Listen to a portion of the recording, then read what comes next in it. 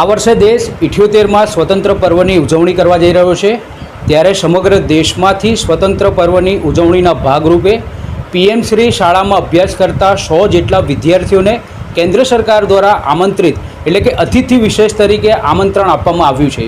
ગુજરાતના 6 વિદ્યાર્થીઓ પૈકી આણંદ જિલ્લાના હાડગુડની અમરીનબાનુ સૈયદને પણ આમંત્રણ આપવામાં આવ્યું છે, જેને લઈને આણંદ સહિત ગ્રામ્ય વિસ્તાર સહિત જિલ્લાભરમાં હર્ષોલ્લાસની લાગણી જોવા મળી રહી છે। અમરીનબાનુ સાથે આપણે વાત કરીશું। હાડગુડની પીએમ શ્રી શાળામાં ધોરણ 8માં અભ્યાસ કરતી અમરીનબાનુ સૈયદ જે અભ્યાસ કરી રહી છે, આપણે અમરીનબાનુ સાથે વાતચીત કરીશું। અમરીનબેન, આ વર્ષે તમને વિશેષ અતિથિ તરીકે સ્વતંત્ર પર્વની ઉજવણીમાં પરેડ જોવા માટે વિશેષ આમંત્રણ આપવામાં આવી રહ્યું છે, કેવી લાગણી અનુભવો છો? આખા ગુજરાત રાજ્યમાંથી 6 વિદ્યાર્થીઓની પસંદગી થઈ છે, તેમાંથી એક મારું નામ પણ પસંદ થયેલ છે। તે માટે હું પોતાને ખૂબ ગૌરવ અનુભવું છું અને મારી એ જ ઈચ્છા છે કે આ અમારી શાળાનું, ગામનું અને સમાજનું નામ રોશન કરું। આપ ભણવા સાથે કઈ કઈ એક્ટિવિટીમાં ભાગ લો છો અને કઈ એક્ટિવિટીમાં રુચિ ધરાવો છો, શાને લઈને?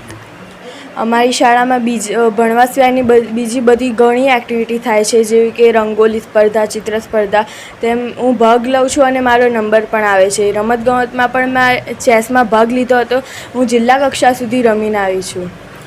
78માં સ્વતંત્ર પર્વનું આમંત્રણ, દિલ્હી જશો, લાલ કિલ્લો જોશો, દિલ્હી દર્શન પણ કરશો અને પરેડ પણ જોશો, કેવો અનુભવ થઈ રહ્યો છે, કેવી ખુશી છે? મને ખૂબ ખુશી થાય છે કે આખા રાજ્યમાંથી મારી પસંદગી થયેલ છે, તે માટે મારા માતા પિતા પણ ખૂબ ખુશ છે અને આનંદિત છે। મારા શાળામાં પણ ખૂબ બધા આનંદિત છે કે અમરીન જવાની છે। ખુશીની લાગણી અનુભવો છો કે કેમ? ખુશીની લાગણી અનુભવું છું, કેમ કે મારા હાડગુડનું નામ રોશન થાય છે, મારી શાળાનું નામ રોશન થાય છે અને મારા સમાજનું પણ નામ રોશન થાય છે। તે માટે ભવિષ્યમાં શું બનવાની ઈચ્છા ધરાવો છો? અભ્યાસ બાદ શું બનશો ને કેવી રીતે અભ્યાસ પૂર્ણ કરશો?